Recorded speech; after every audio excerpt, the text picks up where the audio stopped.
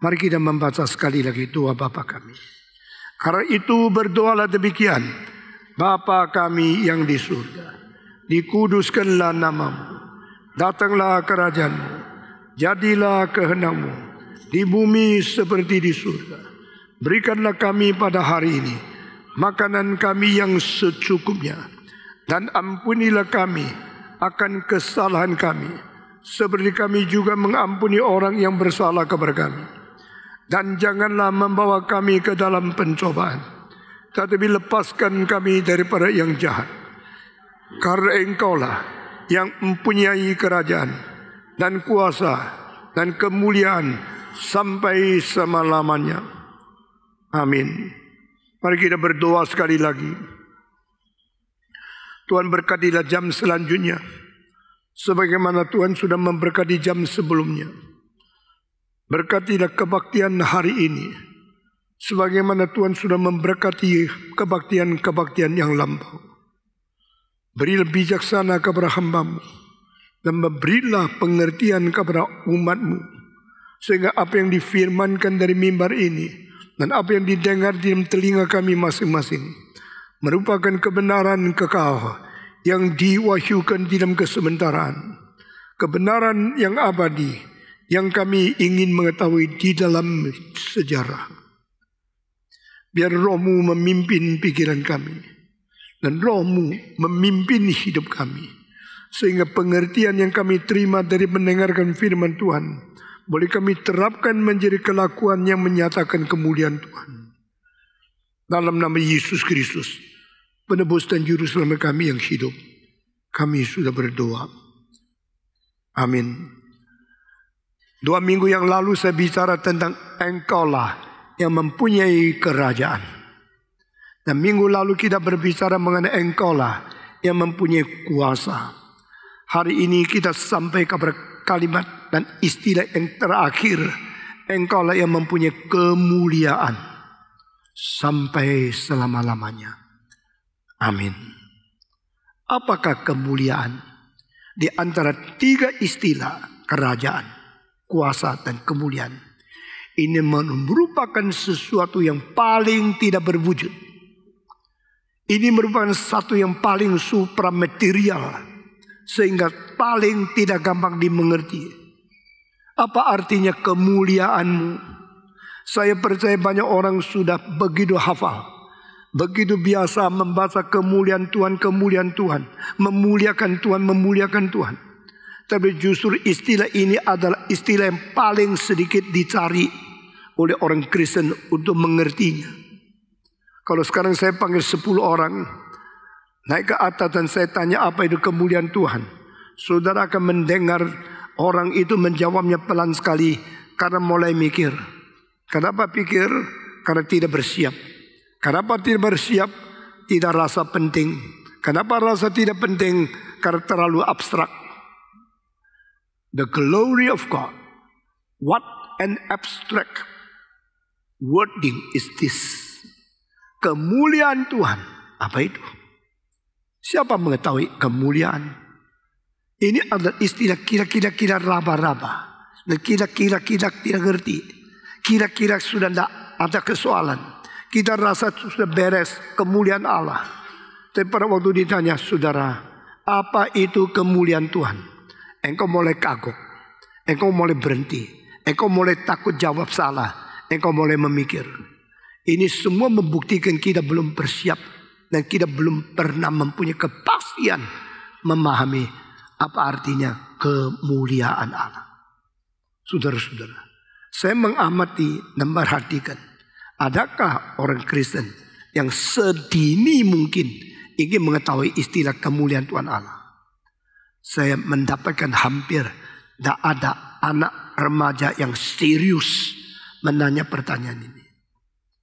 Saudara-saudara sekalian, kemuliaan Allah, kita harus memuliakan Tuhan. Karena Tuhan itu mulia. Kemuliaan Tuhan itu begitu besar. Kalimat itu diucapkan karena kita sudah menjadi mesin. Kita sudah terbiasa mengucapkan kalimat-kalimat rohani yang sambil ucap sambil tidak mengerti. Lalu kita membiasakan ketidakpengertian ini terus-menerus menggerogoti kita, sehingga kita akhirnya menjeremut sendiri dalam suasana rohani yang bersifat kebudayaan Kristiani. Tetapi kita tidak tahu apa yang diartikan kemuliaan Tuhan Allah itu. Kalau kita bicara mengenai kerajaan Allah, seperti mengetahui ada kuasa, ada raja, ada militer, ada pertahanan, ada wilayah, itu namanya raja, kerajaan. Kalau kita bicara mengenai kuasa, kita langsung mengerti ada militer, ada pemerintah, dan mempergunakan kuasa pemerintahan dan militernya untuk mentaklukkan mereka yang tidak taat. Demikian kuasa Allah, ada kuasa dari Tuhan yang melawan kuasa setan. Itu lebih gampang dimengerti. Tapi kalau waktu kita membicarakan kemuliaan, kita mulai tercengang, kita mulai pusing, kita menjadi bingung, kita mulai garuk kepala. Apa sih kemuliaan Tuhan Allah? What is the meaning? What does it mean? The glory of God. Glory, apa yang menjadi glory? Apa yang memancar? Saudara-saudara, di dalam dunia orang selalu kira kemuliaan, keajaiban atau kehormatan berada di dalam hal yang berwujud dan yang konkret, yang kelihatan. Itu sebab perempuan-perempuan semua pakai berlian, pakai anting-anting, pakai gelang, pakai kalung, pakai cincin yang mengkilat. Disitulah tanggapan glory dimengerti oleh manusia yang rendah. Makin rendah hidupmu, makin berkait dengan materi. Makin tinggi hidupmu, makin masuk ke wilayah yang melampaui perwujudan. Ini satu dalil yang pelan-pelan engkau akan merasa benar, tapi umumnya engkau tidak rasa perlu begini. Siapa mulia kalau datang ke gereja pakai berkarat-karat berlian, pakai berpuluh-puluh gram emas, rantai yang mengkilap? Oh, itu adalah kemuliaan. Jikalau kita tidak mungkin mempunyai kemuliaan seperti itu, kita beli Swarovski, bagus juga. Kita beli intan bikinan manusia artificial. Kita bikin mutiara-mutiara yang palsu, kelihatan mulia juga. Jadi inilah manusia. Manusia menilai dan memberi definisi kemuliaan selalu dikaitkan dengan yang berwujud, dikaitkan yang kelihatan, dikaitkan yang konkret, dikaitkan harga daripada materi yang mahal itu. The more expensive material you have, the more glory you think you are. The more shining and glowing of your rings and your diamonds, you think you are more honorable.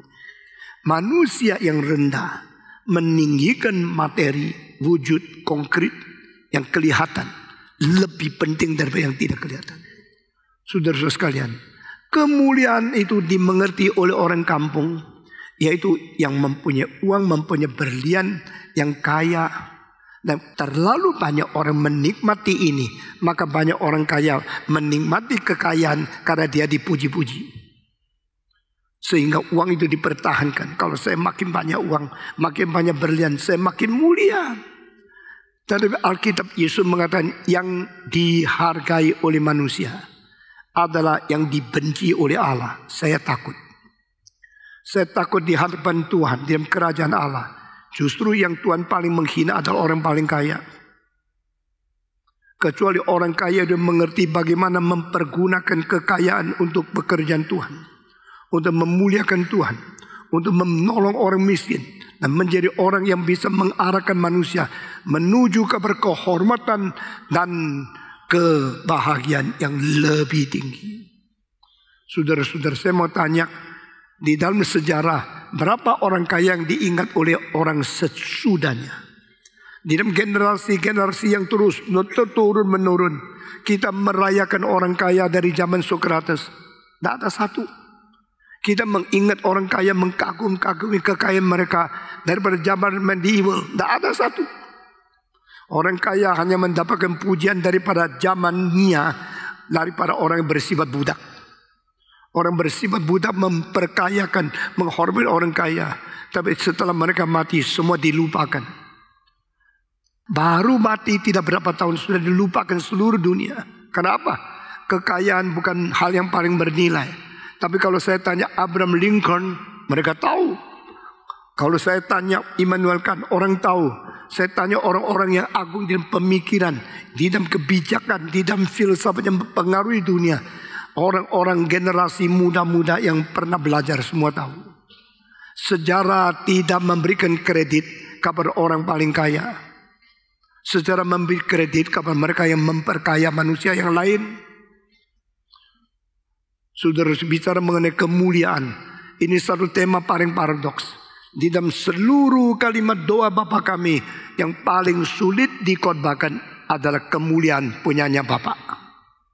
This is the most difficult to preach, most difficult to develop understanding, most difficult to be understood by any people. Kemuliaan Allah. Apa itu kemuliaan Allah? Pada waktu engkau melihat orang ini mulia, selalu dipikir daripada berapa banyak berlian, berapa banyak mutiara, berapa banyak emas perak yang dia miliki. Karena kemuliaan dinilai dengan barang yang bernilai, dengan benda yang berharga, dan benda yang bisa bersinar. Kenapa kita tidak pakai cincin dari arang? Kenapa waktu nikah engkau tidak pakai cincin dari kayu? Mengapa pakai cincin emas?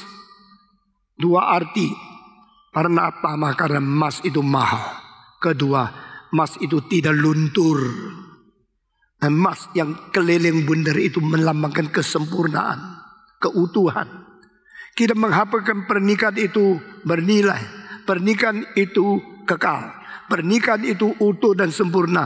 Pakai cincin merupakan satu tanda yang paling cocok. Tetapi bukan cincin daripada tembaga, bukan cincin daripada besi, bukan cincin daripada kayu, bukan cincin dari arang, bukan cincin dari bambu. Selalu cincin emas, daripada platinum, daripada emas putih, daripada yang dihias dengan berlian atau dengan mutiara. Karena apa? Itulah pengertian yang paling gampang. Bercahaya, bernilai, makin besar, makin mulia. Hari ini kalau ada seorang masuk ke sini dengan cincin, dengan gelang atau dengan anting-anting yang mempunyai berlian, di sini 20 karat, di sini 20 karat, semua orang wah, berapa banyak uang yang dipakai sehingga dia kelihatan begitu kaya. Tapi saudara-saudara, di hadapan Tuhan bukan demikian. Orang yang mulia justru adalah orang yang bisa memancarkan keindahan Sang Pencipta. Itu mulia. Mari kita mempelajari semua dari firman Tuhan yang begitu berbeda dengan pengertian dan konsep manusia melalui tradisi orang-orang duniawi. Saudara-saudara, makin duniawi, makin melihat materi. Makin rohani, makin mementingkan yang tidak kelihatan. Makin menjadi orang duniawi, makin melihat yang konkret dan yang bersifat materi. Yang makin dekat dengan Tuhan, melihat yang bersifat rohani dan tidak kelihatan secara jasmania. Saudara-saudara, sejarah mengingat orang namanya Franciscus. Sejarah mengingat akan orang yang namanya Augustinus. Sejarah mengingat orang yang namanya Martin Luther. Sejarah mengingat namanya di dalam gereja, namanya John Calvin. Mereka semua orang miskin. Semua tidak mempunyai banyak uang. Sejarah mengingat paling besar nama Yesus Kristus, yang lahir pinjam palungan binatang, yang mati dikubur di dalam kuburan orang lain, yang dipaku di atas kayu salib. Dia tidak ada apapun yang ada di tangan dia. Dia tidak ada uang, tidak ada kekayaan, tidak ada materi, tidak ada benda yang bermulia, yang bernilai bagi dia sendiri. Tapi dia punya keagungan, tidak pernah dilupakan oleh orang. Pada waktu saya berada di barat dan saya menilai di timur, saya lihat orang timur selalu mementingkan orang kaya. Barat selalu mementingkan orang berjasa. Kalau orang kaya tidak diganyang di barat, dan di timur selalu diiri, digayang, dibunuh sama orang lain.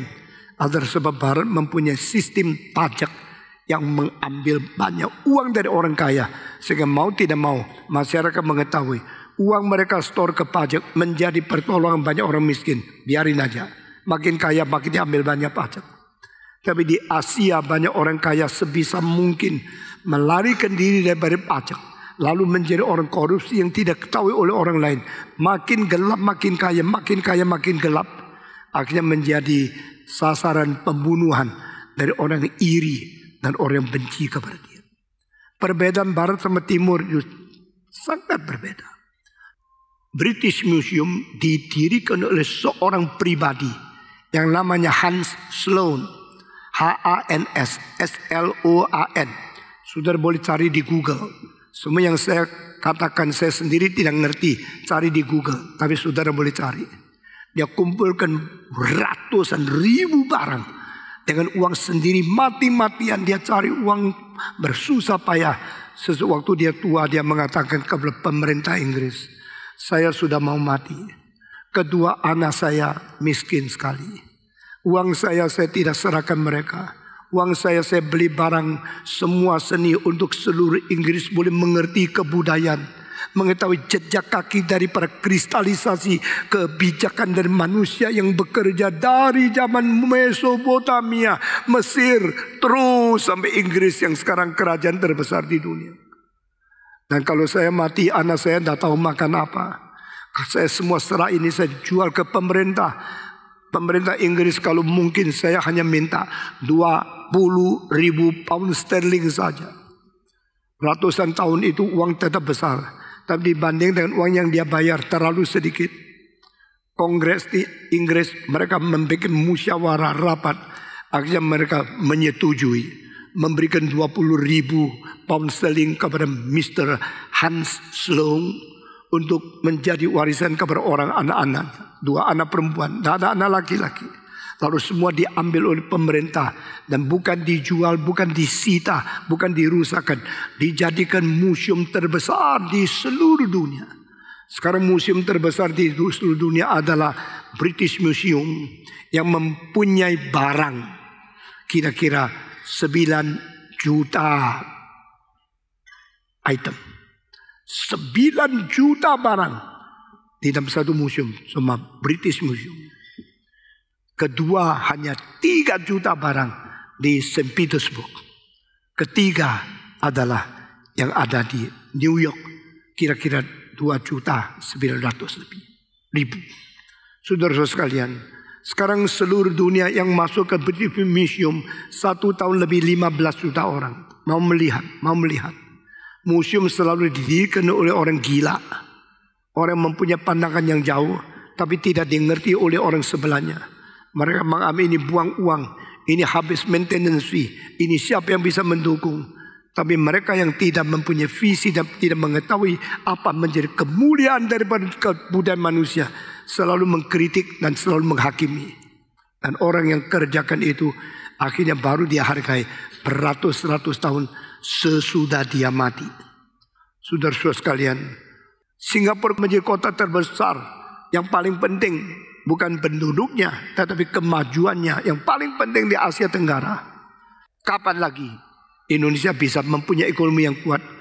Ini semua harus di dalam pikiran kita. Kalau engkau hidup di Indonesia tidak memikirkan bahagianya seluruh bangsa Indonesia, engkau bukan penduduk yang baik. Itu sebab saya berkata orang minoritas kalau terus berjuang untuk bahagianya orang mayoritas, dengan sendirinya dia terlepas daripada status minoritas. Dia menjadi berkat bagi seluruh bangsa. Saudara-saudara sekalian, Lee Kuan Yew mulai tahu negara tidak boleh tidak musik, tidak boleh tidak kebudayaan, tidak boleh tidak museum. Maka dia mulai pakai uang sebanyak mungkin untuk menarik perhatian seluruh dunia bahwa Singapura ada musik, Singapura ada kebudayaan, Singapura ada museum. Saudara-saudara, dan Esplanade konser hall paling mahal di Asia Tenggara. Sehingga saudara-saudara, 1 tahun pemerintah Singapura memberikan nombok subsidi untuk menghidupkan musik di Esplanade. Tuhan berkata, Stephen Tong, engkau jangan tinggal ke Indonesia. Engkau di Indonesia memperbaiki Indonesia, membuat orang Indonesia mengerti Injil, mengerti Tuhan, mengerti firman Tuhan. Dengan bayar harga sebesar mungkin engkau, sampai perlu engkau mati untuk saya. Saya bersiap menjadi orang yang martir bagi Injil. Saya bersiap untuk orang dibunuh bagi Injil Yesus Kristus. Khotbah saya tidak akan kompromi. Saya akan dengan terus terang mengatakan kebenaran Alkitab. Engkau terima tidak terima urusanmu dengan Tuhan. Saya bagaimana khotbah urusanku dengan Tuhan juga. Saudara-saudara sekalian, mari kita kembali kepada apa yang disebut mulia.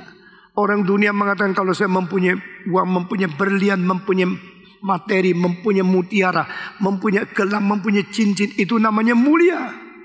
Yesus berkata yang dianggap hormat dan mulia oleh manusia, itu ada hal yang dibenci oleh Tuhan Allah. Yesus yang tidak mempunyai segala sesuatu, Yesus mempunyai satu hal, kemuliaan Tuhan. Di dalam hidup Yesus Kristus seluruh 33 tahun setengah, kita cuma melihat satu, kemuliaan Tuhan, kebenaran Tuhan, keadilan Tuhan, kesucian Tuhan, cinta kasih Tuhan, kemuliaan, kemurahan Tuhan, dan belas kasihan yang dinyatakan di dalam hidup yang konkret, sungguh-sungguh menyatakan kehadiran Tuhan di tengah-tengah kita. Jesus is Emmanuel, God with us. Jesus is the Savior. Call him Jesus, because he is going to deliver his people out from sin. Berikan nama dia Yesus, karena dia akan melepaskan umatnya daripada dosa. Dia akan memuliakan Allah. Saudara-saudara, pada waktu saya mempersiapkan khotbah sampai kepada kalimat yang terakhir, engkau yang mempunyai kerajaan, kekuasaan dan kemuliaan. Saya mengetahui ini sulit dijelaskan, tapi saya mau tanya kepada engkau, mengapa berlian lebih mahal daripada kristal? Mengapa kristal lebih mahal daripada kaca? Mengapa kaca lebih mahal daripada arang? Hanya satu sebab, pemantulan cahaya besar yang mana, di situ dia lebih mahal. Saudara, kalau tidak ada uang beli berlian, engkau beli berlian yang dibikin di Amerika atau bikin di Rusia. Ini dua negara telah mencetak, membuat artificial diamond yang terkenal di dunia. Sedangkan yang natural diamond berada paling banyak adalah di Afrika Selatan. Saudara-saudara, diamond yang paling besar lebih 300 karat yang berada di London, pernah dipasang di atas kepala dari mahkota dari Raja Inggris. Tapi karena terlalu berat, sekarang ditaruh di London Tower yang dia berada di kepala Ratu Inggris. Tidak terlalu berat karena memang bagus, tapi terlalu berat pusing. Orang kaya memang biasanya pusing semua, 1, 2, 3. Orang kaya biasanya pusing karena kaya itu berat, bikin dia pikir tidak habis-habis. Yang paling tak pusing itu yang pinggir, yang tidur di bawah jembatan. Tidak pernah takut maling, mau curi apa? Tidak ada yang dicuri, tidak usah pusing. Saudara-saudara sekalian, mengapa berlian itu mahal? Dua hal. Berlian mempunyai kepadatan yang lebih tinggi daripada benda-benda yang lain. Kedua, berlian memanculkan cahaya lebih besar daripada yang lain. Kalau saudara engkau pakai marmer untuk lantaimu, motifnya bagus, kerasnya kurang, maka marmer tidak dipakai di bandara udara. Yang dipakai di bandara udara itu adalah granit. Granit lebih keras 2 kali lebih daripada marmer. Sehingga kalau marmer ditaruh di bandara, engkau jalan-jalan saben hari ribuan orang, pelan-pelan itu kerobos. Pelan-pelan itu menjadi rusak. Tapi kalau granit puluhan tahun tidak rusak. Maka orang yang pintar pakai granit untuk bandara. Saudara-saudara, Kuala Lumpur pintar, Taipei pintar, Hong Kong pintar, Singapura pintar, pakai granit yang paling keras untuk jubin. Sehingga engkau sepatu tik-tak, tik-tak. Perempuan yang suka menonjolkan diri pakai sepatu yang bunyi keras kan? Supaya orang tahu dia ada di situ. Begitu lihat baru tahu jelek dan karu-karuan. Saudara-saudara, itu engkau bagaimana injak tidak rusak. Karena apa? Keras. Mengapa berlian lebih mahal daripada kristal? Karena keras. Mengapa kristal lebih mahal dari kaca? Karena keras. Maka kaca lebih mahal daripada plastik? Karena keras. Mengapa plastik lebih mahal daripada kertas? Karena keras. Pertama, kerasnya. Kenapa emas lebih mahal dari perak? Berat. Mengapa perak lebih mahal dari besi? Berat. Satu-satunya ringan tapi mahal itu aluminium. Tapi aluminium mempunyai kekerasan yang tidak kalah sama yang lain. Tapi dia mempunyai keringanan yang menghemat. Kita punya beban di dalam transportasi, di dalam penerbangan dan sebagainya. Ada seorang bernama Howard Hughes, H-U-G-H-S. Cari di Google. Dia pernah membuat kapal terbang terbesar sepanjang sejarah. Lebih besar daripada Boeing 747. Tapi kapal itu bikin dari kayu. Setelah selesai pasang mesin, begitu, nggak mau terbang. Jadi paksa terbang, pluk, jatuh. Sampai sekarang tidak terbang lagi. Bikin setengah mati, cuma terbang satu kali. Itu kapal terbang Howard Hughes. Waktu terbang perlu ringan. Kalau waktu menjadi jubin perlu berat. Waktu engkau pakai cincin, yang penting itu adalah cincin tidak mungkin berat. Kalau engkau pakai cincin 1 ton, engkau mati sebelah. Saudara-saudara, cincin itu keras dan memancarkan cahaya. Di dalam hal ini kita mau belajar satu hal. Yang disebut memuliakan Tuhan itu apa? Saudara-saudara, Tuhan itu mulia semua. Manusia harus memuliakan Tuhan semua. Mulia, memuliakan. Apa hubungan kedua hal ini? Tuhan sumbernya, kita refleksinya. Saudara-saudara, orang Kristen yang sedini mungkin, sekecil mungkin mau memikirkan kemuliaan Tuhan, orang itu pasti seumur hidup akan belajar kitab suci dengan baik-baik. What is the glory of God? What is the meaning of the glorify God? Apa itu kemuliaan Tuhan? Manusia bagaimana memuliakan Tuhan? Kalau kita memuliakan Tuhan seumur hidup, kita menjadi manusia yang bernilai tinggi. Di dalam Westminster Short Catechism kalimat pertama, what is the greatest purpose of a human being living on this earth? Manusia hidup di dalam dunia ini, tujuan terbesar itu apa? Jawaban tidak mungkin lebih baik. To glorify God and to enjoy Him. Memuliakan Tuhan dan menikmati Tuhan. Semua 1, 2, 3. Banyak orang tidak melihat ini penting. Banyak orang tidak pernah mau tahu apa itu kemuliaan Tuhan. Kalau tidak mengetahui kemuliaan Tuhan, bagaimana mempersiapkan diri untuk memuliakan Tuhan?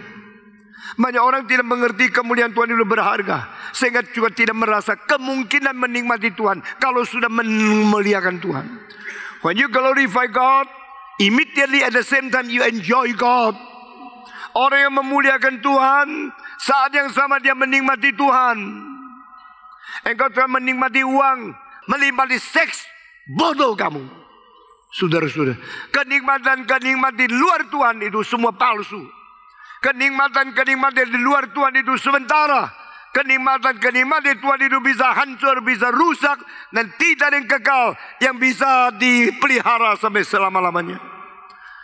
Only when you glorify God, at the same time you enjoy God. That kind of enjoyment is forever and ever. That kind of enjoyment is never will be pass away. Kenikmatan untuk Tuhan, menikmati Tuhan, itulah kenikmatan yang selama-lamanya tidak akan layu, tidak akan rusak, tidak akan menjadi hancur, dan tidak akan lewat. Never pass away. Saya percaya saya termasuk satu orang yang bahagia, karena saya selalu mau memuliakan Tuhan, sehingga saya selalu menikmati Tuhan, dan saya merasa nikmatan saya itu lebih besar dari banyak orang kaya. Orang kaya menikmati melalui uang, itu semua sementara. Engkau menikmati pelacur yang paling cantik berapa tahun? Sampai engkau sudah tua, tidak bisa lagi. Engkau baru tahu kenikmatan itu sementara. Engkau menikmati cewek-cewek yang cantik sampai engkau mendapatkan penyakit sipilis, engkau tahu berhenti kenikmatan, bukan? Engkau menikmati berjudi, narkoba, itu semua kenikmatan yang sekaligus menghancurkan dirimu, tapi engkau tidak sadar. Thine is the glory, karena kemuliaan punyamu sampai selama-lamanya. The everlasting enjoyment, the everlasting value is to know the glory and to understand how to glorify Him. Saudara-saudara sekalian, engkaulah mempunyai kemuliaan, engkaulah mempunyai kerajaan, engkaulah mempunyai kekuasaan sampai selama-lamanya. Orang yang menuntut kekekalan, Orang yang berbahagia dalam kekekalan, ketidakrusakan. Itu orang berbahagia. Saudara-saudara, pada satu hari waktu kita tidak bisa menikmati lagi hidup materi di dalam kesehatan, kita bersyukur kita pernah memuliakan Tuhan. Pada satu hari kita tidak bisa lagi makan enak-enak, kita bersyukur kita mempunyai firman mengisi hati kita. Kenikmatan manusia itu bisa berhenti. Kenikmatan manusia itu terbatas. Menikmati uang apa nikmati? Menikmati seks, apa yang dinikmati? Menikmati segala sesuatu sementara. Tetapi saudara-saudara, menikmati hidup mengenal kemuliaan Tuhan. Menikmati hidup memuliakan Tuhan. Itu satu kenikmatan yang luar biasa, sempurna dan penghiburan yang tidak habis-habis. Saudara-saudara, di dalam gereja ini mempunyai kesempatan untuk mengabar Injil bersama dengan hamba-hamba Tuhan. Saudara-saudara, lalu melihat orang mendengar Injil, lalu maju ke depan menerima Tuhan Yesus. Sukacita itu dah habis-habis. Bersyukurlah kita boleh menikmati Tuhan. Bersyukurlah kita boleh memuliakan Tuhan. Apa itu namanya kemuliaan? Kemuliaan adalah dari Tuhan sendiri. All the glory belong to you. Dan you are the God of glory. And you created us with glory and honor. Allah menciptakan manusia, memberikan kemuliaan dan kehormatan sebagai mahkota sifat manusia. The crown of human nature, the crown of human life is glory and honor. Kita itu orang hormat, kita itu orang mulia. Bukan karena kaya, bukan karena berlian, bukan karena emas, bukan karena perak, bukan karena uang banyak. Karena kita mempunyai kemurahan Tuhan, kesucian Tuhan, keadilan Tuhan, cinta kasih Tuhan, kebajikan Tuhan. Kalau kita lihat seseorang yang banyak menolong orang lain, yang banyak menyangkal diri, banyak berkorban, banyak membahagiakan orang miskin, kita salut, kita hormati dia.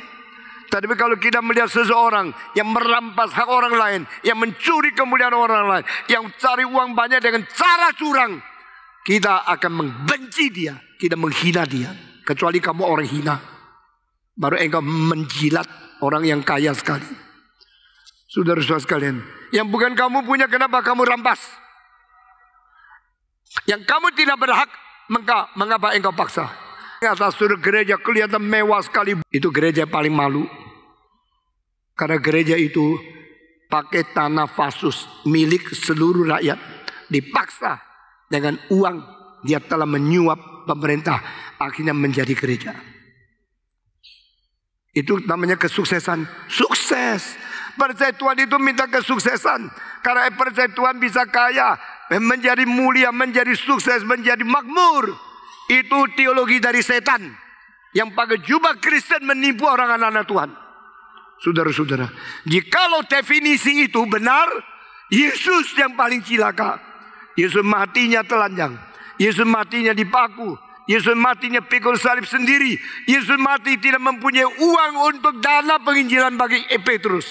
Yesus waktu mati tidak ada apa-apa. Di mana berkat Tuhan? Di mana kemuliaan Tuhan? Yesus yang matinya begitu sederhana, begitu miskin, begitu disiksa, begitu penuh dengan penderitaan. Cilaka dia. Tapi saudara-saudara sekalian, Yesus menjadi pernyataan kemuliaan Tuhan terbesar. Saya mau kembalikan kepada dua prinsip tadi. Yang paling keras, yang paling memancarkan kemuliaan. Saudara-saudara sekalian, how to glorify our God? Solid inside and glowing outside. Bagaimana memuliakan Tuhan? Keras di dalam dirimu, dan di luar memancarkan cahaya mulia dari Tuhan. Ini memuliakan Tuhan.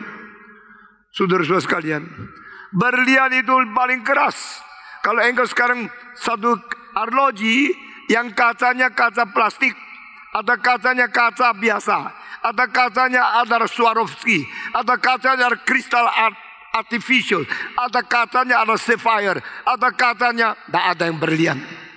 Arloji paling banyak pakai blue sapphire, menjadi kaca untuk bisa lihat akan jam berapa di dalam. Kalau pakai berlian terlalu berat, terlalu mahal, dan itu akan menjadi bahaya sekali. Saudara-saudara, dari plastik menjadi kristal artificial, menjadi sapphire, bertingkat-tingkat ini. Bagaimana saya tahu ROG-mu mahal atau tidak? Saya pakai satu alat tancapkan, langsung muncul lampu merahnya. Berapa lampu yang nyala, saya tahu ROG-mu itu berapa mahal. Saudara-saudara, yang dari Sapphire bisa loncat sampai 5 lampu. Yang dari plastik 1 pun tidak. Yang dari kaca yang keras cuma 1 lampu. Semua benda ada ciri khasnya sendiri. Semua barang yang dicipta Tuhan itu ada ciri khas dari kualitas yang tidak bisa melarikan diri. Jadi engkau dari perak beratnya berapa? Dari emas berapa? Dari platinum berapa? Dari palladium berapa? Engkau daripada emas putih berapa? Emas rose gold berapa? Itu semua ada dalil kaidahnya sendiri. Allah adalah Allah yang paling teliti. Allah yang tidak bisa ditipu. Allah adalah Allah yang mementingkan substansi lebih daripada fenomena di luar. Saudara-saudara, sama-sama ROG kerjaan emas. Ada yang cuma $30, ada yang 300 ribu, ada yang 3 juta. Karena apa? Mutunya berbeda. Kalau mutu berbeda, bisa diketahui dari mana? Daripada beratnya, daripada cahayanya, daripada substansi yang mempunyai ciri khas tersendiri yang tidak mungkin membohong orang lain. Saudara-saudara, ROG yang palsu tetap tulis kurungan 750, tapi beratnya tidak sampai 1/3. Itu emas palsu. Kalau emas asli 1 liter itu 16,9 kilo. Tapi kalau aluminium itu jauh lebih ringan. Kalau tembaga 8,7 kilo. Kalau besi 7,9 kilo 1 liter. Kalau ini dari emas pasti beratnya lain. Daripada besi beratnya lain. Tidak bisa ditipu. Saudara-saudara, demikian Tuhan melihat kekristenan. Orang Kristen dalamnya berbobot, dalamnya berisi. Dia itu bukan yang palsu tapi yang sungguh-sungguh. Saya membaca satu makalah pada tahun 70-an. Saya malu luar biasa. Tahun kalau tidak salah 1968, pemerintah Korea Selatan menemukan doktor palsu 900 lebih. Yang bukan doktor, yang tidak belajar doktor, yang tidak ada ijazah doktor, tidak ada ijazah pakai bagaimana? Beli pakai berapa ratus $. Lalu orang kirim doktor ke dia. Lalu dia pasang dia doktor. 900 lebih doktor itu yang ditemukan, diumumkan namanya. Akhirnya satu hal yang paling menakutkan itu terjadi. 580 dokter di antara 900 yang palsu. Itu pendeta Protestan. 580 fake doctors. Ada Protestant pastors di antara 900. Saya mau tanya kenapa sih? Kenapa dokter palsu banyak Protestan, banyak pendeta? Karena mereka minder. Mereka tidak mau dianggap orang bodoh. Mereka menyatakan diri dokter.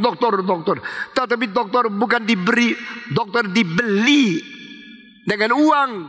Sesudah itu kekristenan dihina di Korea. Meskipun Korea mempunyai banyak gereja yang besar, anggota besar, tapi ajaran yang tidak beres banyak juga di dalam. Saudara-saudara, jikalau ada seluruh gereja kelihatan mewah, bagus, mulia di luar, tapi melalui cara membeli, cara menyuap, cara memakai uang yang memperkenan kepada orang-orang yang suka korupsi, sehingga memberikan tanda tangan izin ke mereka bangun gereja, dan itu adalah berpalsu. Maka itu bukan mulia, itu malu. What is the glory? The glory is in substance, not in phenomena. Yang disebut mulia itu diam substansinya, bukan diam gejalanya. Kelihatan cincin emas, tapi sebenarnya bukan, tidak ada artinya. Saudara-saudara, kelihatan berlian, sebenarnya bukan, tidak ada artinya. Itu penipuan diri, penipuan orang lain boleh. Untuk main-main sih boleh. Untuk dijual tidak laku. Tapi ini terjadi. Bukan sadar di gereja yang kelihatan mentereng mewah. Itu semua ada gereja yang memakai cara-cara yang tidak mulia untuk menyatakan kemuliaan palsu di dunia ini. Saudara-saudara, kita tidak boleh minta sesuatu yang palsu. Yesus Kristus berkata, manusia yang menginginkan dan mencari kemuliaan dari manusia yang lain, manusia ini bukan manusia sejati. Wah, pada waktu saya umur belasan tahun, saya baca kitab suci sampai ayat itu saya gemetar. A man who is seeking after the glory from another man, this man is not a real man. Dia bukan manusia yang sejati. Kemuliaan itu datang dari mana? Kemuliaan Tuhan Allah bukan datang dari mana. Ada pada dia, milik dia, selama-lamanya ada kepunyaan dia. Karena engkaulah yang mempunyai kerajaan, kuasa dan kemuliaan. All belong to him. Kemuliaan dari Tuhan Allah. Karena kemuliaan ada pada diri Allah. Allah itu pada dirinya mulia. Tetapi manusia punya mulia dari mana? Manusia punya mulia yang asli dari peta teladan Allah. We are created after the image and the likeness of God. We are to be like God. We are to be like our Creator. Sehingga sebagaimana matahari bercahaya pada sendirinya, karena ada bahan yang membakar di dalamnya. Matahari untuk bercahaya 1 detik membakar 6 juta ton barang yang di dalamnya. Tapi matahari dibikin Tuhan begitu besar sehingga 100.000 tahun kemudian masih belum selesai pembakaran bahannya.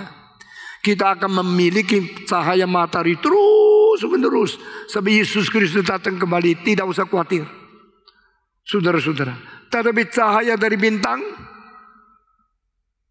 kalau dia daripada bintang-bintang yang merefleksi cahaya dari matahari, itu bukan cahaya dia sendiri. Waktu engkau melihat matahari, itu cahaya dia sendiri. Waktu engkau melihat bulan, itu cahaya dari matahari yang merefleksi melalui bulan kepada kita. Pada waktu maksimal 8%, pada waktu minimal mungkin tidak sampai 1%. Saudara-saudara, when you see moon, you are not seeing the light itself. You are seeing the reflection of light of sun. Waktu engkau melihat matahari, engkau melihat cahaya itu sendiri. Demikian manusia hidup memuliakan Tuhan. Kemuliaan yang memancar daripada kita itu bukan dari kita. Kemuliaan daripada kita itu adalah refleksi melalui Tuhan datang kepada kita, menyatakan kemuliaan melalui kita. Orang Kristen yang memuliakan Tuhan bukan orang Kristen yang sendiri mempunyai kuasa dan cahaya mulia. Orang Kristen memuliakan Tuhan adalah orang Kristen yang meresap cahaya Tuhan dan merefleksikan. Berlian kalau ditemukan di Kalimantan tidak bisa menjadi berlian yang bagus. Berlian yang ditemukan di Afrika bisa bagus kalau diasah di Amsterdam. Amsterdam menjadi salah satu tempat yang mengasah, menggosok sampai berlian itu bisa mengeluarkan cahaya terbesar. Karena apa? Semua angle-nya, semua derajatnya, kalau berbeda cahayanya lain. Jadi orang Belanda semenjak zaman itu Spinoza yang menggosok kaca yang paling mahal untuk orang kaya. Orang Belanda sudah belajar bagaimana gosok kaca sehingga cahaya itu berefleksi yang paling besar. Demikian Tuhan menggosok hidup engkau, menggosok hidup saya, supaya kita menjadi kaca yang bisa merefleksikan kemuliaan Tuhan. Kalau satu berlian sebagai batu yang belum digosok, dia seperti batu yang lain, cuma lebih berat sedikit. Tapi kalau satu batu di dalamnya ada berlian digosok, yang gosok adalah yang hebatnya seperti Amsterdam, agar engkau menjadi satu kaca yang merefleksikan cahaya dengan potensi sebagai berlian. Itu kemudian akan mancar besar sekali dari kita. Mengapa Tuhan menggosok kita? Mengapa Tuhan melatih kita? Mengapa Tuhan memberikan penderitaan, kesulitan banyak kepada kita, supaya kita boleh merefleksikan kemuliaan Tuhan yang luar biasa. Jangan marah kalau digosok oleh Tuhan. Jangan marah kalau sedang dilatih, diberi penderitaan oleh Tuhan. God, you are doing something for me so that I can reflect your glory. Memuliakan Tuhan. Saudara-saudara sekalian, waktu Yesus lahir, hidup bayi Yesus mulai berkait dengan istilah kemuliaan. Waktu Yesus lahir, pada malam itu malaikat berkata, "Glory to God in the highest, peace on earth for those who delighted by Him." Saudara-saudara sekalian, mulia bagi Allah di tempat yang maha tinggi. Waktu Yesus turun, pada waktu Yesus turun sampai paling rendah, itulah kemuliaan naik sampai paling tinggi. Ini ajaran Alkitab yang mengandung arti dalam sekali. Kalau seseorang berbobot, yang rela merendahkan diri, makin dia merendahkan diri, dia makin memuliakan Tuhan. Jikalau orang yang tidak berbobot makin mentinggikan diri, dia makin mempermalukan diri. Orang yang tidak jujur, yang tidak ada pengetahuan, maunya sombong, membual diri, mencongkakkan diri, makin dia membual, makin dia malu. Saudara-saudara, bedanya setan dengan Yesus Kristus adalah setan adalah yang rendah, ingin menjadi paling tinggi, akhirnya dirobohkan oleh Tuhan. Yesus Kristus adalah paling tinggi, merendahkan diri, akhirnya diangkat tinggi oleh Tuhan. This is different between the Son of God and the son of the darkness. Saudara-saudara, Yesus Kristus meskipun sama seperti Allah, tapi dia rela mengkosongkan diri, akhirnya Allah mengangkat dia tinggi, lebih tinggi dari nama siapapun. Ini Alkitab Filipi pasal kedua. Ini Alkitab dari Kolose pasal ke-1. Christ who humble himself, kenosis, empty himself until become a man, born in the manger. Yesus menjadi manusia, turun dari surga sampai lahir di dalam palungan. Tuhan meninggikan dia lebih tinggi daripada semua malaikat, lebih tinggi daripada semua yang paling tinggi kecuali Allah sendiri. Tuhan meninggikan dia. Saudara-saudara, itu namanya kemuliaan bukan dari manusia.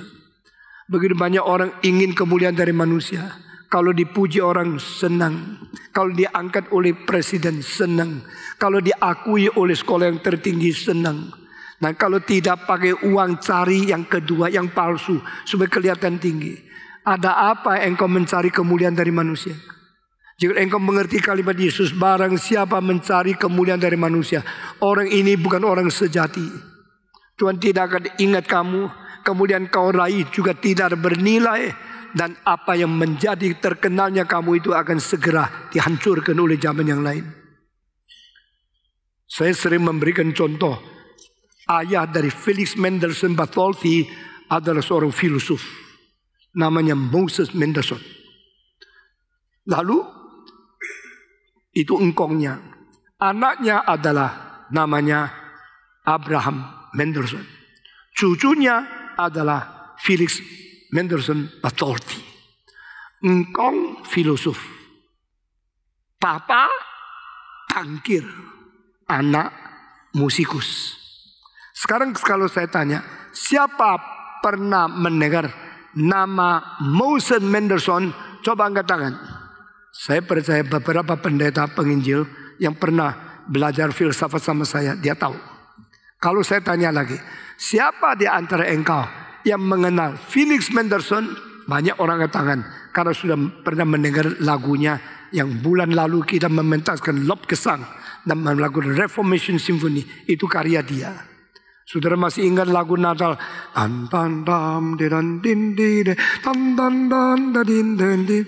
Ingat? Itu lagu yang begitu indah, ditulis oleh dia. Tapi dia sampai mati mengatakan lagu itu tidak layak menjadi lagu memuji Tuhan. Rendah hati seperti ini. Siapa bisa menulis lagu seindah itu? Tapi kenapa dia begitu rendah hati? Karena dia tidak pernah mau memuliakan diri. Kalau saya tanya Moses Mendelssohn, mungkin berapa orang tahu? Kalau saya tanya Felix Mendelssohn, mungkin banyak orang tahu. Kalau saya tanya, siapa di antara kamu mengatakan Abraham Mendelssohn? Coba angkat tangan. Tidak ada orang tahu. Kenapa? Dia paling kaya, paling tidak diingat. Anaknya paling miskin, paling diingat. Karena anaknya menjadi berkat bagi beratus-ratus juta manusia. Karena musiknya. Saudara-saudara sekalian, dunia selalu tidak mengingat orang yang paling hormat dan kaya. Khususnya mereka yang hanya mementingkan diri. Dunia selalu mengingat orang yang rela mengkorbankan diri menjadi berkat bagi manusia umat yang lain. Karena mereka menyangkal diri. Yesus Kristus mendapatkan kalimat pertama, glory to God in the highest. Karena dia come down, descend to be the humblest, lowest, even in the manger, di dalam kandang binatang. Yesus makin merendahkan diri, malaikat makin memuliakan dia. Kedua kali pemuliaan itu adalah daripada Tuhan untuk mengatakan, this is my son, my only begotten son. Listen to him. Inilah anakku yang ku berkenan, dengarlah kabar dia. Yesus tidak pernah memuliakan diri. Yesus memuliakan Tuhan. Dan kemuliaan yang diberikan Yesus kepada Tuhan adalah melalui penyangkalan, penderitaan, melalui pengabdian yang sungguh-sungguh berkorban. Sehingga Tuhan mengatakan, "This is my son, listen to him." Satu kali waktu dia dibaptiskan. Satu kali lagi pada waktu dia berubah transfigurasi di atas gunung. Di mana Petrus, Yohanes, Yakobus melihat dengan mata mereka sendiri. Moses, Musa dan Elias bernyatakan diri beserta Yesus Kristus. Selain itu satu kalimat Yesus berkata, "Oh Father, glorify your Son, as your Son have already glorified your name." Bapa, muliakanlah anakmu, sebagaimana anakmu sudah memuliakan namamu, ya Allah Bapa. Langsung ada suara keras berkata, "I have glorified, I will glorify again." Aku sudah memuliakan dan aku akan memuliakan lagi. Mengapa begitu spontan? Langsung dijawab SMS-nya. Mengapa Yesus baru ngomong langsung suara Allah menjawab kepada dia? Aku sudah memuliakan, aku akan memuliakan lagi namaku. Melalui siapa? Melalui Yesus Kristus. Ingat, Yesus tidak minta dipermuliakan oleh Herodes. Yesus tidak minta dipermuliakan oleh Pilatus. Yesus tidak diminta untuk dipermuliakan oleh Kayafas. Yesus tidak pernah minta kemuliaan daripada manusia. He never seek after the glory from man. Sesuai dengan kalimat dia, glory bukan dari manusia. Saudara-saudara, kemuliaan itu ada 3 sumber. Pertama dari manusia, kedua dari setan, ketiga dari Allah. Dari setan ada investasi yang bikin engkau senang. Sesudah itu seluruh kerohanianmu dihancurkan dan nama Tuhan dihancurkan sekaligus. Kemuliaan dari setan harus kita tolak. Yesus menolak segala sesuatu penawan daripada kekayaan, kemuliaan, kuasa dan segala materi daripada dunia. Nyala engkau. I have nothing to do with you. Do not seduct me with the glory of this world. Yesus menolak semua penawaran kemuliaan daripada dunia. Kemuliaan kedua dari berdiri manusia. 2 macam. Yang bikin sendiri atau minta orang kasih. Begitu banyak orang minta kemuliaan dari orang kasih. Begitu banyak mencari kemuliaan kehormatan yang palsu. Karena mereka tidak mau membayar harga. Mereka maunya terima begitu saja. Bagi Yesus Kristus tidak berarti. Kemuliaan dari Tuhan Allah, inilah yang dikata Yesus. Glorify your Son, Father, as what He had already glorified me. Kalau engkau selalu memuliakan nama Allah, engkau berhak minta doa Tuhan memuliakan namamu.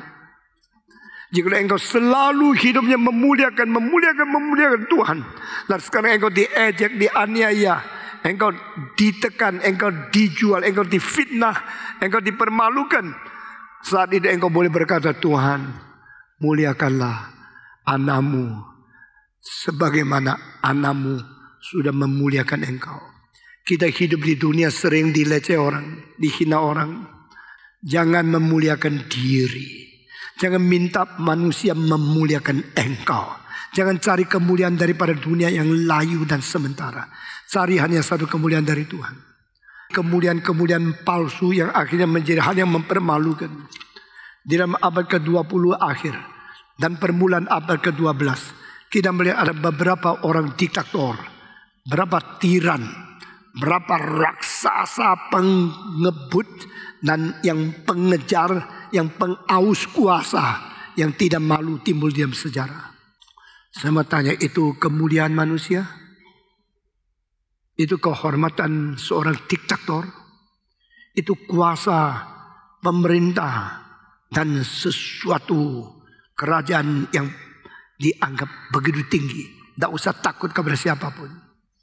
Tuhan kadang-kadang melihat dari surga. You glorify yourself. You memuliakan diri. You merebut kuasaku. You memalsukan kerajaanku. You memakai namaku. Aku tenang. Aku diam. Aku tidak mengganggu engkau. sampai engkau sendiri menyatakan kemuliaanmu itu kemuliaan yang fana, yang palsu, yang akan hancur. Saudara-saudara, mari kita membandingkan semua hidup manusia di dunia ini. Bandingkan yang paling memuliakan diri, bandingkan yang paling merendahkan diri. Yang paling memuliakan diri banyak diktator. Yang paling merendahkan diri hanya satu, Yesus Kristus. Yesus Kristus yang lahir pakai palungan binatang. Mati pinjam kuburan daripada Yusuf Arimatia. Yesus yang turun dari surga tidak membawa segala kuasa kemuliaan untuk mentakut-takuti manusia. Dia menjadi manusia yang begitu remeh, begitu hina. Begitu diejek-ejek, difitnah, diumpat, dihina, dipaku di atas kayu salib. Tuhan berkata, aku akan memuliakan namaku lebih dari ini lagi. Waktu Yesus merendahkan diri, kemuliaan Allah dinyatakan pada waktu dia dilahirkan di palungan. Waktu Yesus dipaku di atas kayu salib, secara manusia dia paling malu. Mungkin dia ditelanjangi seluruhnya, dipermalukan oleh orang, digantung di tempat sebuah orang lewat melihat jalan dengan 3 macam bahasa. Inilah Raja Yahudi. Orang dipermalukan seperti ini, Tuhan Allah berkata, this is my glory. Ini kemuliaanku. Agama Kristen adalah yang mempermalukan diri akhirnya dipermuliakan. Allah yang paling tinggi menjadi manusia yang paling hina. Manusia yang paling dihina menjadi Allah yang paling ditinggikan. Allah meninggikan Kristus lebih tinggi dari segala nama, segala penguasa, segala pemerintah. Karena kemuliaan itu ada di dalam tangan Tuhan. Itu sebab di dalam kitab terakhir, kitab Wahyu pasal 5 ayat 9 dan selanjutnya mengatakan, worthy is the Lamb. Dialah yang pernah disembelih, patut menerima segala kemuliaan, kehormatan, segala kekayaan, segala bijaksana, segala kuasa sampai selama-lamanya. Sebelum hari itu tiba, Yesus mengajar kita berdoa. Bapa kami di surga, dikuduskanlah namamu, datanglah kerajaan. Jadilah kehendak-Mu di dunia ini seperti di surga. Dan terakhir, Engkaulah yang mempunyai kerajaan, kuasa, dan kemuliaan. Saya tidak tahu waktu kita matinya bagaimana. Saya ingin kalau Tuhan izinkan mati dibunuh, menjadi orang yang setia kabar Injil. Saya ingin kalau mungkin boleh dijadikan martir. Tapi Tuhan tak izinkan sampai sekarang. Hari depan kita bagaimana hidup kita tidak tahu. Tapi saya tahu satu hal. Barang siapa memuliakan diri, dia akan dipermalukan oleh Allah. Barang siapa rela merendahkan diri bagi Tuhan dan Injilnya, dia akan dimuliakan oleh Tuhan Allah. Amin.